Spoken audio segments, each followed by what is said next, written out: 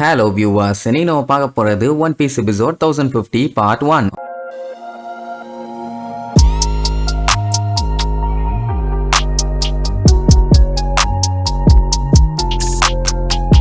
Open பண்ணா போன பாட்டுல ஒரு வழியா லூஃபி மொமனசுகேவை கரெக்ட் பண்ணி கரெக்டா கைடோ எங்க இருக்கானோ அங்க வந்து சேர்ந்துட்டான். வந்த வேகத்துல கியர் 4 எடுத்து யமட்டோ கூட சேர்ந்து ரெண்டு பேரும் ஒரு கொலவெறி தாக்குதலே பண்ணிட்டாங்க. இது கொஞ்சம் கொடூரமான அட்டாக் தான். கண்ணா பின்னான்னு தெரிச்சடிச்சு போய் விழுந்தான். பட் இருந்தாலும் அந்த எரும மாட்டு பைய திரும்பி எந்திரிச்சு வரத்தான் போறான். சொல்ல போனா இவங்க ரெண்டு பேரும் சேர்ந்து அடிச்ச அடியில கைடோ ஏகப்பட்ட பாறையில மோதி போய் விழுந்தானா அந்த பாறை எல்லாமே கண்ணா பின்னான்னு சதறிடுச்சுங்க. ஆமா, யாரு நம்ம கூட சேர்ந்து அடிச்சான்னு சொல்லிட்டு யமட்டோ அப்படியே திரும்பி பாப்பா. லூஃபி அவளதான் சந்தோஷம் தாங்க முடியல. அவன் வந்து பார்த்துட்டு அவளை பாராட்டி தள்ளுவான். ஏன்னா இவ்வளவு நேரம் கைடோவை இவ தானே சமாளிச்சுக்கிட்டு இருந்திருக்கா. இவ மட்டும் நிஜமா இல்லைன்னா நேரா இவன் பெர்ஃபார்மன்ஸ் ஃப்ளோருக்கு போயிருப்பான். அங்க இருக்க எல்லாத்தையும் சம்பவம் பண்ணியிருப்பான். லூஃபியை தவிர மத்த எல்லாரும் ஒன்னா இருந்தா கூட பரவாயில்ல. பிக்மாம் ஒரு சைடு உசுர வாங்கிட்டு இருக்கா. அதனால எமட்டும் இங்க தடுத்துட்டு இருந்தது ஒரு சூப்பரான விஷயம் தான். அவன் நான் உனக்காண்டிதாப்பா வெயிட் பண்ணிட்டு இருந்தேன். நல்ல வேலை வந்துட்டேன். சரி ரைட்டு, வேலையை ஸ்டார்ட் பண்ணலான உடனே சாரிமா கொஞ்சம் லேட் ஆயிருச்சு. அட சண்டை போட்டு செம டயர்டு. அதனாலதான் நல்லா சாப்பிட்டு ரெஸ்ட் எடுத்துட்டு வந்தேம்மா. சரி இனி சூப்பரா சண்டை போட வேண்டியதானே. இங்க இப்பதான் மொமனசுகேக்கு உயிரே வந்திருக்கு.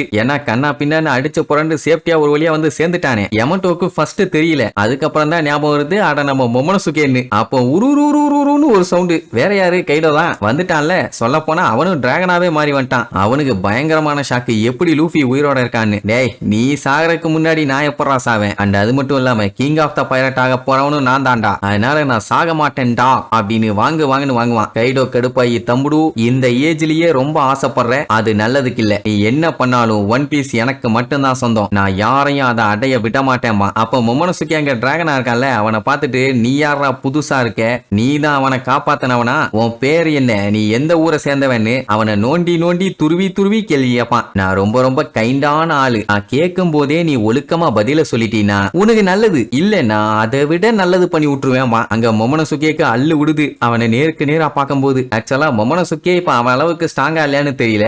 அவன் சைஸுக்கே இவனு இருக்கான்னு இவனுக்கும் தெரியல. சின்ன பையன் தானே, இந்த மைண்ட் செட் இன்னும் அப்படியே தானே இருக்கும். கைடோ கிட்ட இதுக்கு முன்னாடி சிக்கி சின்ன பின்னமா எஸ்கேப் ஆகி வந்தானே, அந்த டைம் மட்டும் கழுத்த ஒரு பிதுக்கி இருந்தானா சோலி முடிஞ்சிருக்கும். பட் சின்ன பையனாச்சே, இவெல்லாம் ஒரு ஆளான்னு சொல்லி தூக்கி போட்டு வந்துட்டான். அந்த விஷயத்தை யோசிச்சு பார்த்து பயங்கரமா பீதியாவான். ஆனா எப்படி திடீர்னு தைரியம் வந்துச்சுன்னு தெரியல. நான் தான்டா மொமனசுகே, கோசுகி மொமனசுகே, லேண்ட் ஆஃப் ஆனோக்கு ஷோகனாக போறவன் அப்படின்ட்டு அவங்கிட்டயே கத்திடுவான். கைடோக்குன்னா ஷாக்குக்கு மேல ஷாக்கு. சரி அப்படியே அங்க கட் பண்ணி ஃப்ளவர் கேபிட்டலை காட்டுறாங்க. இதோட நான் 3வது டைமோ 4வது டைமோ இதை சொல்லிட்டேன். பட் இருந்தாலும் சொல்றேன், அங்க ஃபெஸ்டிவல் தாறுமாறா போயிட்டு இருக்குது. எல்லாம் ஒரு காத்தாடியை வச்சு பயங்கரமா ஆடிட்டு இருக்காங்க. அதுக்கு பேரு டான்ஸ்னு சொல்றாங்க. அதுக்கப்புறம் கிட்டாருங்கிற பேர்ல வாருன்னு வாரிட்டு இருக்காங்க. அதுக்கு பேரு மியூசிக்னு சொல்றாங்க. அதுக்கப்புறம் சிரிப்புங்கிற பேர்ல வெறுப்பேத்துற மாதிரி ஒரு வேலையை பண்ணிட்டு இருப்பாங்க. இதெல்லாமே அங்க ஜாலியா என்ஜாய்மெண்டா போயிட்டு இருக்குது. இனிமே அந்த ஒட்டக்கோ பொண்ணு பாத்தீங்கன்னா அந்த பஞ்சு மிட்டாயை தின்னு முடிக்கல. அவளுக்கு அவங்க அப்பாவை இழந்துட்டமேன்னு கவலை. அதனால சிரிச்சுக்கிட்டே இருப்பா. ஐ மீன் அவளால சிரிக்க மட்டும்தான் முடியும். டேடி கண்டிப்பா ஹெவன்ல இருந்து நீ பாத்துட்டு இருப்பாரு அப்படி இப்படின்னு அந்த ஃபிளேமை வச்சு சொல்லிட்டு இருப்பான். எனக்கு தெரிஞ்ச அந்த மனுஷன் செத்துருக்கணும்னு அவசியமே இல்ல, லேனை காப்பாத்துறேன்னு சொல்லி வாண்டடா வலியக்க போய் விழுந்து மண்டையும் போட்டாரு. சரி இந்த ஒட்டக்கோ பொண்ணும் கவலைப்படக்கூடாதுல்ல. அதனால ஒட்டமாவோட மாஸ்டரும் ஆமாமா அவரு ஹெவன்ல இருந்து உன்னைய பாத்துட்டு இருப்பாரு, நீ ஒண்ணு கவலைப்படாதேங்கிற மாதிரி சொல்லுவாரு. இப்ப அவருக்கு இன்னொரு கவலை என்னன்னா, ஒட்டமாவை நினைச்சுதான். என்னன்னா அவளை ஒனியஷிமாவுக்கு போக கூடாதுன்னு சொல்லி வச்சிருந்தாங்க. ஆனா அவ என்ன பண்ணிட்டா, ஸ்பீடு மத்தவங்க எல்லாத்தையுமே யூஸ் பண்ணி அழகா கப்பல் எடுத்துட்டு கிளம்பிட்டான். அந்த டைம் அவர் எவ்வளவோ கத்தி பார்த்தாரு, கதறி பார்த்தாரு. ஒட்டமா